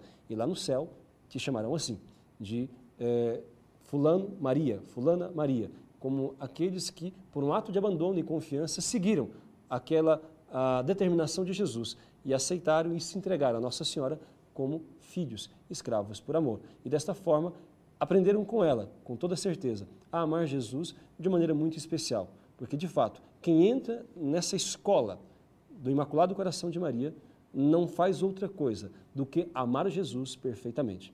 Portanto, exige-se toda esta preparação, este conhecimento, estudo, depois essa preparação dos 30 dias, para se fazer esta consagração com frutos. E uma vez consagrado, uma vez que você assina, você está passando a escritura da sua vida à Nossa Senhora. E ela cuidará de tudo e de todas as suas necessidades. Com certeza, muito melhor do que você mesmo faria. Portanto, nós temos todos os motivos para nos entregar e consagrar a Nossa Senhora, como Jesus nos recomendou. Meus amados irmãos, diante daquilo que foi exposto, daquilo que significa a devoção e a consagração à Nossa Senhora, no contexto da nossa fé, no plano salvífico de Deus, para a igreja e para cada um de nós, é importante que nós adquiramos uma consciência da responsabilidade que nós devemos ter. Nossa Senhora, em Fátima, ela disse aos pastorinhos: meu filho quer estabelecer no mundo a devoção ao meu Imaculado Coração. Este é o plano de Deus. Esta é a estratégia de Deus para poder neutralizar a ação do mal, esmagar a cabeça da serpente e estabelecer no mundo o reinado de Jesus Cristo. E o triunfo do Imaculado Coração consiste nisto, em fazer Jesus reinar em cada coração. O coração de Nossa Senhora triunfa quando ela estabelece Jesus como rei do coração de uma pessoa, de uma família, de uma comunidade e, por fim, da humanidade. Portanto, devemos nós tomar a peito esta missão. Não é apenas para uma comunidade, embora haja congregações e comunidades que têm se empenhado em fazer isto, em responder a este apelo de Nossa Senhora de Fátima, lutando para estabelecer no mundo a devoção ao Imaculado Coração, ou seja, a total consagração à Nossa Senhora. É importante dizer que esta consagração, ensinada por São Luís Grignon de Montfort, ela, como já dissemos em outro momento, ela é antiguíssima e as suas bases estão no Evangelho. Jesus é o primeiro a nos entregar aos cuidados de Maria e fazer de todos nós herança, descendência dela. Portanto, não é algo inventado agora, não é um modismo na vida espiritual. É uma devoção, uma consagração muito sólida, muito bem estabelecida, tendo na Bíblia o seu fundamento e depois conhecendo durante os séculos um desenvolvimento extraordinário, até chegar de fato em São Luís Grignon de Montfort, onde esta consagração toma a sua forma mais perfeita. E depois também, nele, esta consagração encontra uma popularização, porque escreve de uma maneira muito simples, acessível, de forma que as pessoas possam compreender melhor o que significa esta consagração no contexto da fé, de forma a vivenciá-la e a se beneficiar espiritualmente, buscando nela este auxílio para viver na graça de Deus e perseverar nesta comunhão com Ele. Esta consagração, portanto, ela precisa ser conhecida.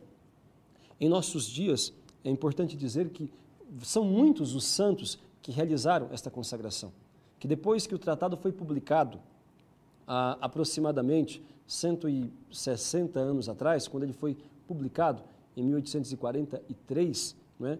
Então 170 anos atrás, este tratado ele esparramou-se rapidamente pelo mundo todo, de forma que os santos que a partir daí nós conhecemos, quase todos eles ou todos eles fizeram esta consagração, porque entenderam que desta forma é muito mais fácil seguir a Jesus Cristo, porque passamos a ter uma mestra incomparável, um auxílio poderoso na Santíssima Virgem.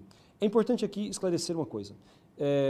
Nossa Senhora, ela é mãe, independentemente se nós fazemos ou não esta consagração.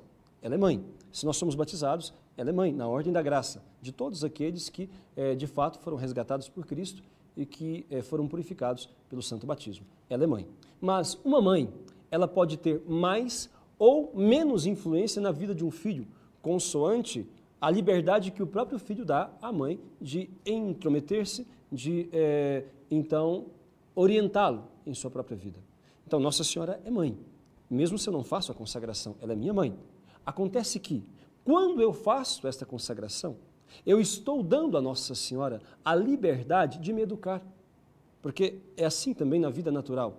Uma mãe pode ter 5, 6 filhos. Se, dentre eles, há um que não aceita a sua autoridade, ou que pelo menos não se interessa na orientação que esta mãe dá, ela vai continuar sendo mãe, mas não terá nenhuma influência na vida daquele filho porque ele não aceita a sua opinião, a sua orientação, não aceita os seus conselhos. Também na vida espiritual acontece assim. Nossa Senhora é mãe de todos, mas ela agirá, ela atuará, ela terá a liberdade de formar aqueles que se deixam formar por ela. Esta consagração, portanto, é um ato de entrega e de abandono a Maria, voluntariamente, de forma que nós damos a ela o direito e a liberdade de trabalhar em nossos corações, de nos conduzir a Deus. É como colocar-se diante dela e dizer: mãe, eis-me aqui, ensina-me a amar Jesus de verdade, ensina-me a fazer tudo o que Ele mandou. Eu quero ser santo, eu quero ser santa, eu quero fazer as coisas da maneira correta, eu quero fazer tudo direito, eu quero fazer tudo da melhor maneira possível. Me ensina a fazer bem todas as coisas. Portanto, Nossa Senhora passa a ter uma liberdade dada por mim mesmo para poder me educar. Por isso é tão importante fazer a consagração como ato de confiança, de abandono, de forma a dar a Nossa Senhora esta liberdade de agir em meu interior. É importante dar às pessoas o conhecimento desta consagração, a fim de que elas possam ser auxiliadas em sua vida espiritual. Há muitas pessoas que passam por tantas dificuldades e por tantas provações, todos passam por provações, é verdade, mas eu digo na vida espiritual, provações que poderiam ser mais facilmente vencidas se tivessem mais intimidade com Nossa Senhora. O demônio poderia ser mais facilmente esmagado, a ação dele poderia ser mais facilmente realmente impedida na vida das pessoas que se tivessem uma maior união com Maria. Ela é aquela, conforme diz a Sagrada Escritura, que esmaga a cabeça da serpente. Portanto, esta união com Nossa Senhora, se aprendida, se compreendida bem, como nos enriquecerá, como nos ajudará a viver melhor a fé. E nós não podemos deixá-la escondida. Nós não podemos deixar escondida esta consagração, esse tesouro de graças. O Papa João Paulo II foi o grande apóstolo desta consagração em nossos dias. Tanto que ele tomou como lema do seu pontificado, para a sua vida pessoal e para o seu pontificado, o resumo desta consagração. Totus tuus, era este o lema do Papa João Paulo II. Totus tuus, Maria, quer dizer, todo teu, Maria. É o resumo desta consagração que ele fez quando era ainda seminarista. Sim, o Papa João Paulo II fez esta consagração, leu o tratado, fez os exercícios espirituais e fez a sua consagração quando era ainda seminarista, quando estudava num país comunista, naquele tempo de regime comunista, estudava clandestinamente e fez esta consagração. E depois, Nossa Senhora teve essa liberdade de formá-lo, já como seminarista, depois como padre, como bispo, como cardeal e como papa também. Ele, de fato, foi um papa de Maria, embora todos os papas tiveram grande devoção a Nossa Senhora, mas de fato ele se destaca na sua grande devoção. Ele resgatou o significado, esta importância da devoção a Nossa Senhora na nossa vida espiritual. O Papa João Paulo II, assim como grandes outros papas, muitos outros papas, ele fez a consagração e recomendou a todos os fiéis que a fizessem também. Não obrigou, mas recomendou a todos que fizessem também. E diz isto em diversos momentos nas suas biografias e também mesmo nas cartas que escreveu. Escrevendo 2 cartas à família Monfortana, a congregação, e aos movimentos de inspiração monfortana, ou seja, das congregações fundadas por São Luís ou que seguem a espiritualidade ensinada por São Luís Grignon de Montfort, o Papa dizia o seguinte, que nós não devemos deixar escondido este tesouro de graças, fazendo alusão, fazendo referência àquela ação do inimigo que escondeu o tratado durante tanto tempo. O Papa dizia isto, o Papa João Paulo II, em carta à família Monfortana, o Papa dizia, vocês não podem deixar escondido este tesouro de graças. Portanto, nós temos que ter esta grande responsabilidade de difundir a consagração. O maior apóstolo desta consagração em nossos dias foi, de fato, o bem-aventurado João Paulo II. E quando nós olhamos para a vida dele, quais foram os efeitos desta consagração vivida, então nós nos animamos. Nos animamos porque, de fato, é isso que o mundo precisa, quer dizer, de grandes santos, que não tenham medo de amar a Jesus Cristo, que não tenham medo de testemunhá-lo a todos, que não tenham medo de viver a sua fé de maneira coerente, a despeito daquilo que o mundo pense, a despeito daquilo que o mundo pregue, a despeito de todas essas correntes ideológicas contrárias à nossa fé. Nós precisamos de católicos autênticos. E a função, a missão da Santíssima Virgem é, de fato, nos fazer de nós cristãos autênticos, que amem a Deus sobre todas as coisas, que tenham a coragem de colocar a vontade de Deus em prática na própria vida, não obstante todas as implicações que isto tem, não obstante todas as contradições que a nossa fé, que a nossa igreja sofre nos dias de hoje. Nossa Senhora quer nos transformar em verdadeiros adoradores de Deus, porque foi esta missão que o próprio Deus lhe confiou. Ela irá nos levar, nos conduzir nesta via espiritual que, de fato, fará de nós autênticos cristãos. É, portanto, importante que todos nós, que eu e você, e que toda a igreja se empenhe nisto. O Papa fez. O Papa João Paulo II proporcionou. No ano sacerdotal, que foi de 2009 a 2010, o Papa Bento XVI presenteou a todos os padres que estavam ali, na Praça de São Pedro, na vigília, no dia anterior, a todos com um resumo do tratado. Deram a eles 2 documentos, 2 livrinhos. Um foi a carta do cardeal Umis, falando sobre o sacerdócio, e o outro foi o Segredo de Maria, que é uma espécie de resumo do Tratado da Verdadeira Devoção, escrito por São Luís Grignon de Montfort. Quer dizer, a Igreja tem indicado, tem nos apontado o caminho de uma verdadeira devoção. Cabe-nos a nós realmente acolher isto e difundir, porque são tão poucos que sabem. De fato, dependeria que os bispos e os padres falassem mais aos fiéis sobre esta verdadeira devoção. Porque todos nós, por exemplo, sabemos que o Papa João Paulo II teve uma grande devoção à Santíssima Virgem, mas a grande parte das pessoas não sabem qual era o fundamento desta devoção, onde ele se baseava, de onde ele tirava a inspiração para esse tão grande amor à Nossa Senhora. Poucos sabem que foi, de fato, que este livro, o Tratado da Verdadeira Devoção, era o livro de cabeceira do Papa João Paulo II. Ele diz em testemunho que lia todos os dias algo dos escritos de São Luís Montfort, especialmente do Tratado da Verdadeira Devoção. Portanto, é necessário popularizar, é necessário dar a conhecer ao povo este grande tesouro de graças, a fim de que, vivenciando uma mais perfeita devoção à Nossa Senhora, as pessoas possam crescer na fé e serem católicos realmente mais fervorosos, resistirem todas essas correntes do mal e, desta forma, viverem de maneira mais feliz a sua fé. Engajemos-nos todos neste projeto de difusão da verdadeira devoção. Amém. Meus amados irmãos e irmãs, diante de tudo que foi exposto, é importante salientar que a consagração à Nossa Senhora, a devoção a ela, não é apenas um adendo à nossa fé. É, de fato, uma parte integrante da nossa vida espiritual, que, querida por Deus, deixada por Ele mesmo, que muito nos enriquecerá nesta nossa caminhada cristã.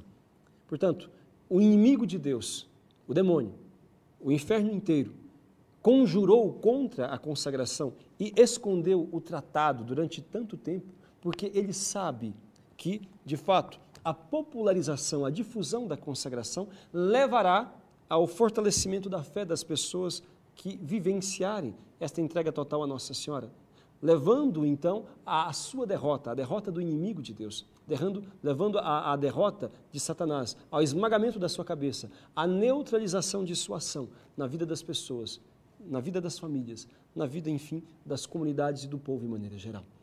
É importante, portanto, que nós tenhamos esta consciência e esta responsabilidade. Não apenas de conhecermos a consagração, lendo o tratado, os demais livros, etc., mas também proporcionando aos outros, de maneira muito eficiente, de maneira muito empenhativa, proporcionando aos outros o conhecimento desta via espiritual, que é para todos os cristãos, para a qual não há contraindicação, que é para todos os movimentos, todas as congregações, independentemente de qual seja. É um enriquecimento para todos aqueles que fazem. Então, nos empenhemos em difundir a consagração. Façamos como um grande Papa João Paulo II. Nos empenhemos em dar o conhecimento a todas as pessoas das vantagens desta via espiritual, para que nós possamos ser fortalecidos na vivência da fé. Abracemos com determinação essa estratégia de Deus, pela qual Ele quer, de fato, salvar o seu povo. Façamos aquilo que Nossa Senhora falou em Fátima. Ajudemos a estabelecer no mundo a devoção ao Imaculado Coração. Difundamos a total consagração. de forma que as pessoas possam, de fato, enriquecerem-se espiritualmente. De que forma que podemos fazer isso? Olha, difundindo o tratado, dando de presente, falando a respeito no seu grupo de oração, no movimento que você participa, ao seu padre, às igrejas de maneira geral, distribuindo materiais como estes produzidos pela Fraternidade Arca de Maria, pequenos folhetos que, em poucas palavras, explicam o que é a consagração, palestras a respeito do tema, difundindo, divulgando, os vídeos na internet, enfim, de várias maneiras nós podemos ajudar a difundir a consagração. Lembremos-nos que o demônio escondeu o tratado da verdadeira devoção durante 130 anos. Nós devemos agora fazer o contrário daquilo que ele fez. Ele escondeu porque temia que a sua cabeça fosse esmagada. Nós devemos difundi-lo a fim de que a cabeça dele seja esmagada. De forma que nós, mais do que isto ainda, nós aprendamos com Nossa Senhora, na escola do seu Imaculado Coração, a amar a Deus verdadeiramente. E nós possamos aperfeiçoar a fé, a espiritualidade, o amor dos nossos irmãos cristãos a Jesus Cristo. Aperfeiçoar pelo meio que Ele mesmo escolheu, Nossa Senhora. Porque, sem dúvida, ela é esta grande mestra, esta grande mãe, esta grande formadora que o próprio Jesus nos deu. Eis aí a tua mãe. É o que nós devemos dizer a cada cristão. Devemos apontar a cada um dos cristãos e dizer, apontando para Nossa Senhora, eis aí a tua mãe. Não tenha medo de se entregar a ela. Ela te ensinará a amar Jesus, a fazer tudo o que Ele mandou. Ela te ajudará a ser firme, a sustentar a sua fé em meio a esses tempos difíceis. Te fará de você um pai, uma mãe, um filho, um irmão, um jovem, um padre, uma religiosa, enfim, um consagrado, mas fiel às suas obrigações de Estado. Ela te ensinará a fazer bem todas as coisas. Então, unamo-nos nesse grande projeto, unamo-nos nesse grande empenho de difusão da verdadeira devoção para fortalecer a fé do nosso povo. Procuremos de todos os modos conhecer mais profundamente a verdadeira devoção e difundi-la a todos, de forma que todos possam se beneficiar, aqueles que fazem e mesmo aqueles que sequer têm noção do que é fé, noção do que é religião e que estão longe ou afastados de Deus, para que, pela doação dos méritos, também estes possam se beneficiar e de forma que a conclusão da história, ela possa realmente ter aquele fim que Deus profetizou. A conclusão dos tempos sejam conforme Deus quis e de maneira a beneficiar o maior número de pessoas possível, de forma que a cabeça do inimigo seja esmagada e que o reinado de Jesus Cristo seja estabelecido. E assim nós possamos dizer, chegaram os felizes tempos em que Jesus é o rei de cada coração. Os felizes tempos em que todos os filhos de Deus aprenderam com Maria a colocar a vontade de Deus acima de todas as coisas, em que os filhos de Deus aprenderam com Nossa Senhora a amar a Deus com toda a alma, com toda a mente, com todo o coração e com todas as forças. Louvado seja nosso Senhor Jesus Cristo. Lembrando que todo este material está disponibilizado aí no site da Rede Século XXI e você pode encontrá-lo para o seu enriquecimento.